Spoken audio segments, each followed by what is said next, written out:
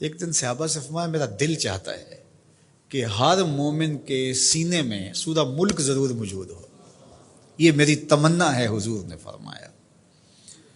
تو میں آرزو کروں گا جو مجھے سن رہے ہیں اس رمضان میں پھر کوشش کر کے یہ صورت یاد کر لیجیے۔ بہت بڑی صورت نہیں ہے حجم کے اعتبار سے، صرف 30 آیات ہیں۔ اگر 2 آیتیں روز یاد کریں تو آپ کو 15 دن لگیں گے، صرف 2 آیات۔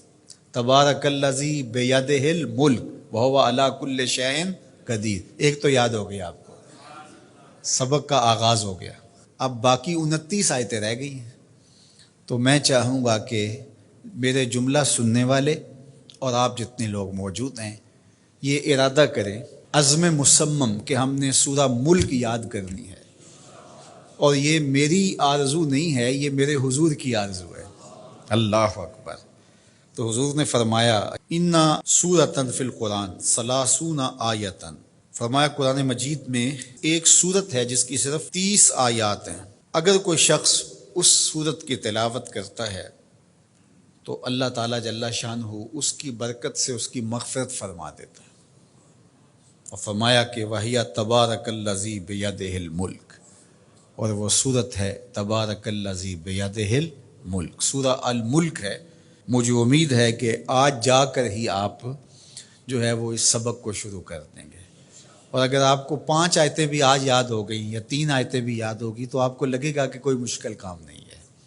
تو اس رمضان المبارک میں سورہ ملک ضرور یاد کر لیجئے گا۔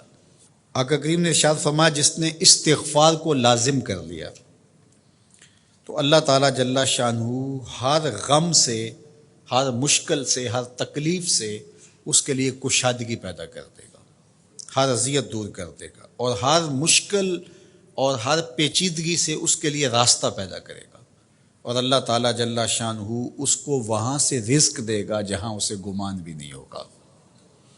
اللہ اکبر۔ حضرت انس رضی اللہ تعالیٰ عنہ سے ایک روایت سن لیجئے۔ کہتے ہیں کہ رسول کریم صلی اللہ علیہ وآلہ وسلم نے فرمایا کہ جس طرح تانبے کو، لوہے کو، دھاتوں کو زنگ لگتا ہے، اس طرح دلوں کو بھی زنگ لگتا ہے، اور فرمایا زنگ کو اتارنے کے لیے جو چیز بنائی گئی ہے وہ استغفار ہے۔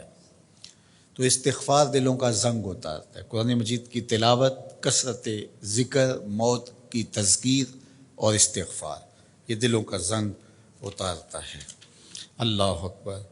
تو یہ آپ کے سامنے جو احادیث رکھی گئی ہیں، اللہ ہمیں ان سب پہ عمل کی توفیق عطا فرمائے۔ کثرت کے ساتھ لا الہ الا اللہ اپنے معمولات زندگی میں شامل کریں، یہ تجدید ایمان کا ذریعہ ہے۔ اسی طرح سبحان اللہ و بحمدہ یہ دن میں 100 مرتبہ اپنے معمولات میں شامل کر لیں۔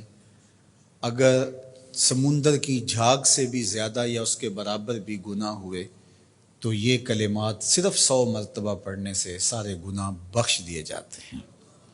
اسی طرح درود شریف کی کثرت، سورہ ملک کو یاد کرنا اور سورہ یاسین کی تلاوت کرنا 10 قرآن مجید پڑھنے کے ثواب کے برابر۔ تو یہ اتنا خزانہ آج کی اس نشست میں آپ کو دے دیا گیا ہے، اللہ آپ کو جزائے خیر عطا فرمائے۔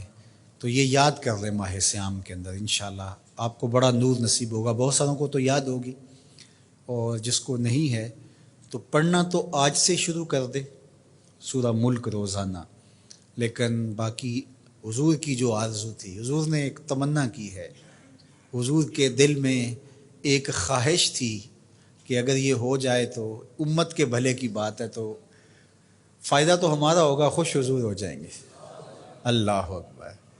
تو فرمایا کہ میری آرزو ہے کہ میرا ہر امتی سورہ ملک اپنے سینے میں سمو لے۔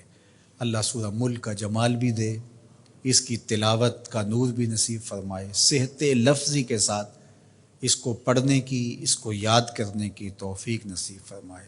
وہ سینہ قبرستان کی طرح ہے جس میں قرآن کی کچھ آیات نہیں ہیں، تو اس لیے اپنے سینے کو منور کریں، آباد رکھیں۔ اللہ آپ کو اپنی خاص عنایات نصیب کرے۔